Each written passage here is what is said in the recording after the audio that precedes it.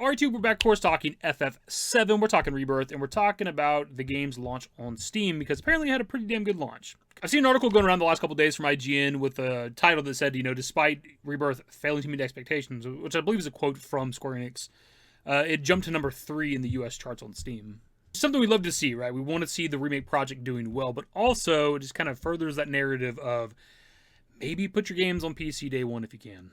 January is always a quiet month for video games, and 2025 was no exception. With only one new game releasing cracking the top 20, the predictable domination of Call of Duty, there's little to crow about from last month.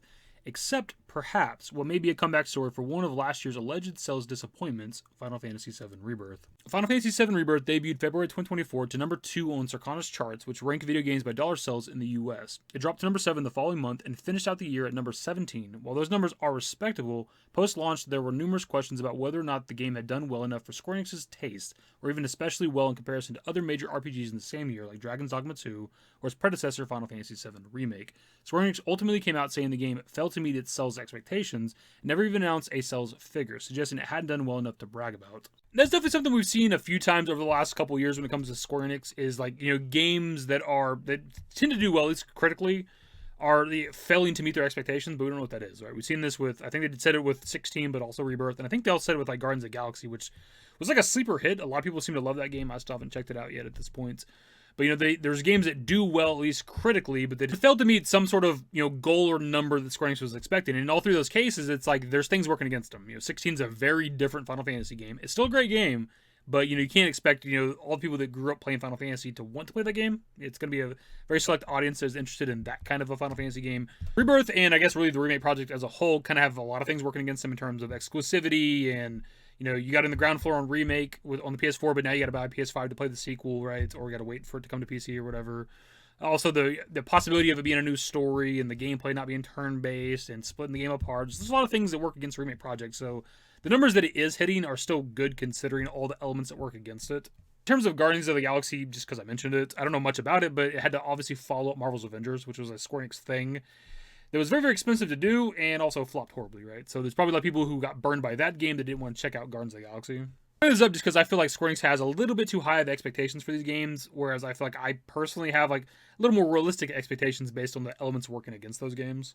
But notably, Final Fantasy VII Rebirth launches a platform exclusive on PS5, and exclusives usually face an uphill battle compared to cross-platform releases when it comes to sales. As of January 2025, Final Fantasy VII Rebirth is exclusive no more, finally debuting on Steam and shooting up to number 3 in the Circana charts for the month from number 56 in December. The Final Fantasy VII Remake and Rebirth Twin Pack similarly rose from number 265 in December to number 16 in January thanks to the Steam release. So those are both insane jumps, man, from 56 the previous month to number 3, and then from 265 the previous month to number 16.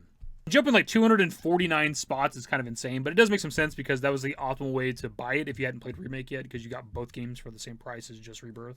That's not all. Circana analyst Matt Piscatella pointed out on Blue Sky earlier this month that Rebirth had a fantastic Steam launch. Across physical and tracked digital, Final Fantasy VII Rebirth was the best-selling game of the week ending January 25th in the US market, money sells, while the FF7 Remake and Rebirth Twin Pack ranked 3rd. Now that's just the US, but it's likely this is emblematic of similar sales abroad, which when combined could signal to Square Enix that change is needed. The success inevitably invites speculation that swelling sales thanks to a PC launch may shift the company's plans for future Final Fantasy releases to a cross-platform launch. I asked Piscatella for his opinion on the situation, here's what he said. I mean, it's hard for me to say what impact the Steam release had on publisher perception of overall title success.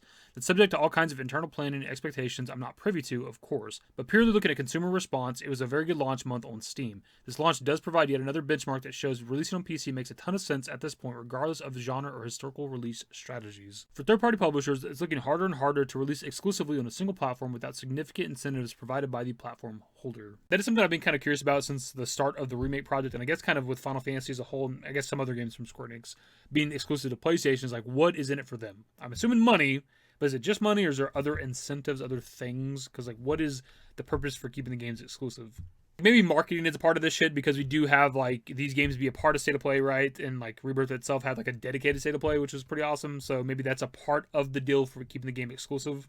That's really kind of it for the article itself. They do have more to it after that, but it's really talking about just kind of in general the top 20 games or whatever, and sales figures and whatever the fuck. It's not necessarily important to what we're here to talk about, and there's really not a whole lot to talk about anyways in regards to this subject. We're just talking about Rebirth did well last month. IGN did have the top 20 list, though, on the article, and you can see that Rebirth is at the top, surrounded by the kind of games that you expect to do good every single year. Sports games and Call of Duty, right? So the fact that it's among those games is pretty damn good. Also, we got to remember this is just the US, right? This isn't factoring in how well the game did in Japan on PC or whatever, UK, Europe, things like that, and wherever else might be kind of relevant locations for video gaming. I don't really know. So, like, if we factor in, like, the PC launch of the game, last month, and what the worldwide figures might be, like, who knows exactly how good Rebirth did, man.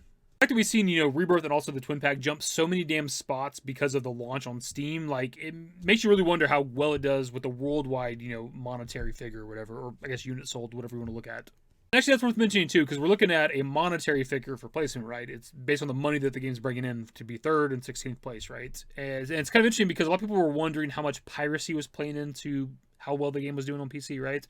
Because of, I can't remember exactly the details, people mentioned it in the comments, but just based on like how Rebirth is made, maybe it's with Unreal Engine or something like that, I don't exactly know, or there's something that's not in the coding that makes it very, very easy to crack and just get it online where people can download it and play it for free, right? And we did kind of talk about that in a video, but that doesn't seem to be like affecting Rebirth that much because there still seems to be quite a bit of people that are willing to spend money on the game. But I would like some sort of an update at some point from Square Enix in regards to how many units Rebirth has sold. I don't know if we've ever had any like official updates or at least that many.